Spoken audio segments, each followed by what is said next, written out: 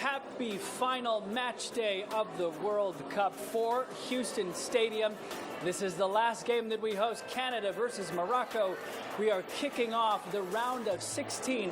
Welcome to KHOU 11's Countdown to Kickoff. I'm Jacob Rascone with Alona Carson. This is such an incredible day. It is all falling on America's 250th birthday. This match number 7 capping off an incredible ride for our city that has brought global culture, massive fan walks, and marquee moments. And we have team coverage for all of it, from Houston Stadium to the FIFA Fan Festival right here at Pitch 25 to the fan walks. But we're going to start today at the KHOU 11 studios, checking in with Chris Ramirez for a look at your very hot game day forecast. Chris?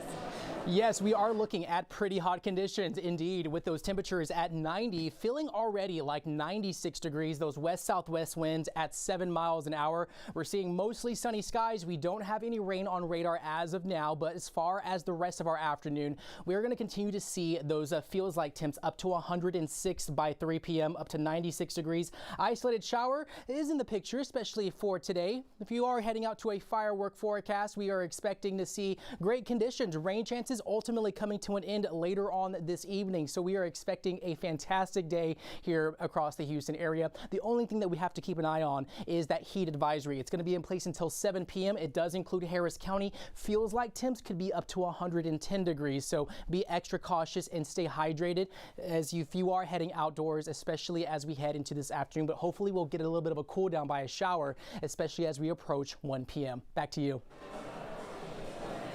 All right, Chris, well, we were the lucky ones finding the air conditioning here live at Pitch 25, but you know what? This heat is not stopping the fans today. No way. Just around the corner, we've got the FIFA Fan Fest, and not far from that, we have the Canada fans that have been doing their walk to the stadium, and our expert on all of this, Jalissa Garza, has been out there live with them, and man, they are excited. Jalissa, good morning.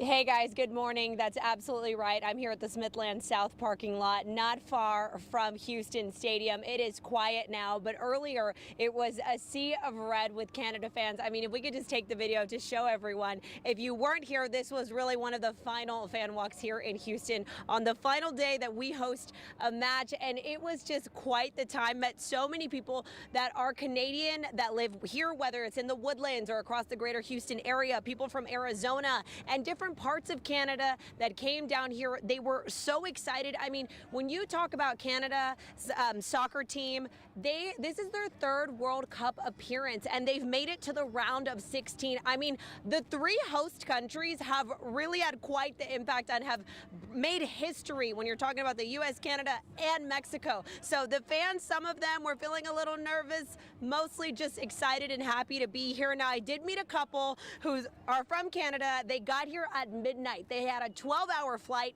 an 8-hour delay, and got here at midnight. But what did they do? Make sure they were here bright and early for the fan walk. Take a listen to what they had to say. Our first game here live, and we definitely want to do the march. How are you guys feeling that Canada is in the round of 16? This is the team's 3rd World Cup appearance. It's incredible. It's totally incredible. We're so happy. They played incredibly well. This will be just a celebration. Win or lose, it's a celebration. Go Canada. And that's one of my favorite parts about the World Cup, as we all watch our teams and watch them make history, no matter if they get, knocked out in the round of 32, the round of 16, before that or after that. It's just being part of this and seeing so many people make history, so many different storylines come out of this. And something that was really, really fun was some of the Canadians out here told me that the U.S., they played on July 1st, which is Canada's Independence Day, and Canada is playing on America's Independence Day. So that is kind of fun, Jacob and Alona, and I learned something new today. So the Canadian fans are ready. Some of them are nervous against that game with Morocco, the match against Morocco, but I told them it's the World Cup. You can't count anybody out. Love that energy, and wow, I didn't know that either. Okay, we learned a thing or two. Jalissa, thank you. All right, meantime, Morocco fans, boy, they are ready for this one too. Let's head over to our Ugochi Aloka, who's been with the Morocco fan walk this morning. Ugochi? Hey, we are here south of Houston Stadium where over a dozen Moroccan fans are actually in this parking lot pre-gaming and really getting pumped ahead of their big World Cup match against Canada. Why don't you take a listen?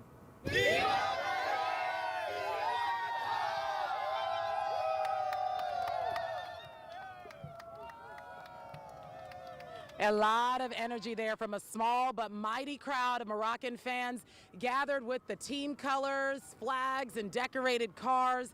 Now, if Morocco wins their round of 16 match today against Canada, they'll advance to the quarterfinals, facing off the winner of the Portugal versus Spain match.